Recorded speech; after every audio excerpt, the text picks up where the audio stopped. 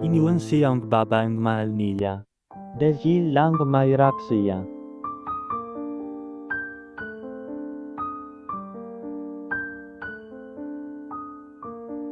Wala siyang pera, wala siyang trabaho, at wala siyang kakampi. Pinagtawanan siya, minamalit, at iniwan ang taong mahal niya. Sa panahon buwasak na wasak siya. Pakiramdam niya wala nang natitira sa kanya. Pero imbes sumuko, ginamit niya ang sakit para magsimula.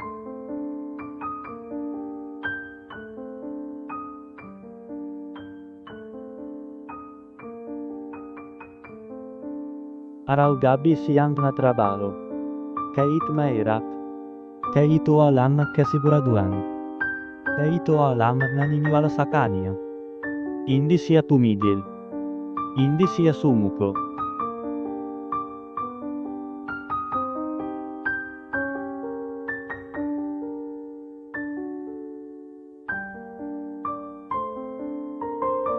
Lumipas ang 2 taon.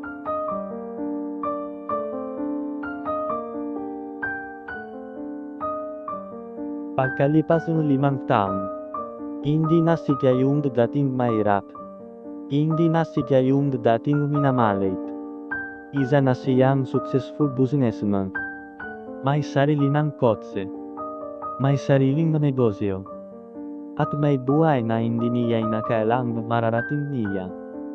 At isang araw, habang naglalakad siya, may nakita siyang pamilya na mukha. Ang babae may iniwan siya noon.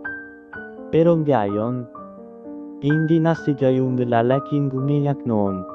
Hindi na siya yung lalaking nagmamakawa noon. Ngumiti lang siya. At tuluyang naglakad palayo. Hindi dahil may galit pa siya, kundi dahil hindi na siya babalik sa dating siya. Minsan, hindi rejection na ang katapusan ng kwento mo. Ito ang simula mas magandang buhay mo. At tandaan mo, huwag mong maliki na ang taong na nagsisimula pa lang.